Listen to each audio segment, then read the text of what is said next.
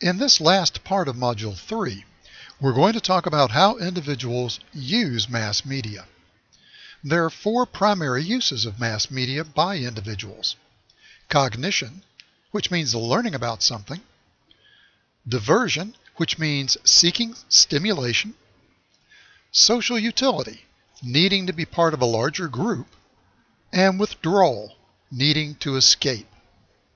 Cognition. Cognition means learning. It might be learning about current events or just general knowledge. Now, this ties into the surveillance and interpretation role of mass media from our earlier modules. There's diversion. People want stimulation. We can't cope with boredom. And if you put people in an isolation chamber, they'll go crazy. Now, this can take the form of relaxation. And it can also be an emotional release. People feel better after a good scream or a good cry.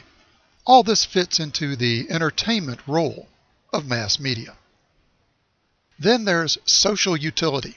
And we'll spend most of the time on this because new channels of communication have focused on social utility.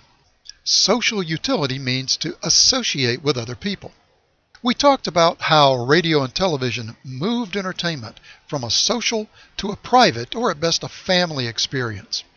But sometimes media creates an experience that we can share. This is called the water cooler connection. Before the internet, people would gather around the water cooler and talk about the previous night's TV show, hit movie, or concert. Now the internet has created a global water cooler, as channels like Twitter and Facebook create social connection through virtual communities. Traditional media has begun to exploit this by aggressively promoting social utility around their content. Note the number of hashtags or Facebook chats promoted for television programs. And these can be genuine social relationships.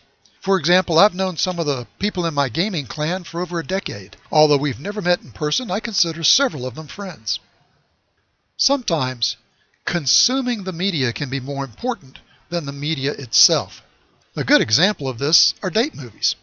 Men will take women to see movies they have no interest in. It's the social experience around the media that's important.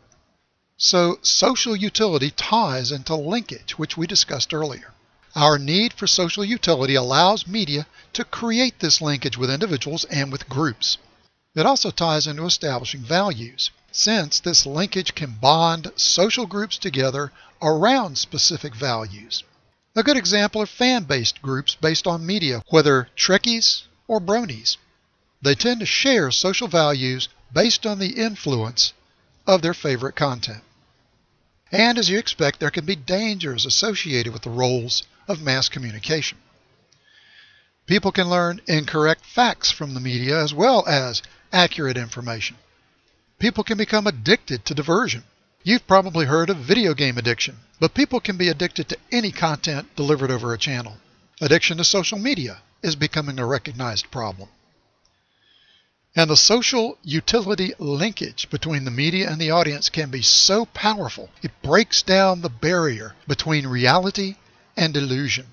Any parent of a young child knows children can't always separate what they see in the media from real life. But adults can be affected as well. Actors and actresses are confronted by fans who expect them to act like the characters they portray. Pornography is often cited as negatively affecting the attitudes of men who expect women in real life to act like women in pornography. The behavior shown in rap and hip-hop videos comes to represent a life goal rather than a fiction. Why does this happen? Because we develop parasocial relationships with individual characters in the media. Parasocial, one-sided relationships based on fiction or fantasy and not reality.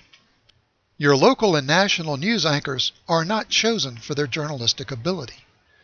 They're chosen on how well the viewers relate to them. Stations and networks pay thousands of dollars on focus groups to explain why certain on-air talent is liked or disliked. These are sometimes called the Q-score. The Q-score measures an individual's likability. The last element that we're going to talk about is withdrawal. Sometimes you just want to get away from reality for a while.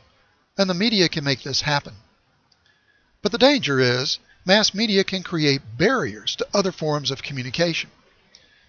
The couch potato, the video game addict, the email or Facebook junkie substitute media relationships for real-life relationships.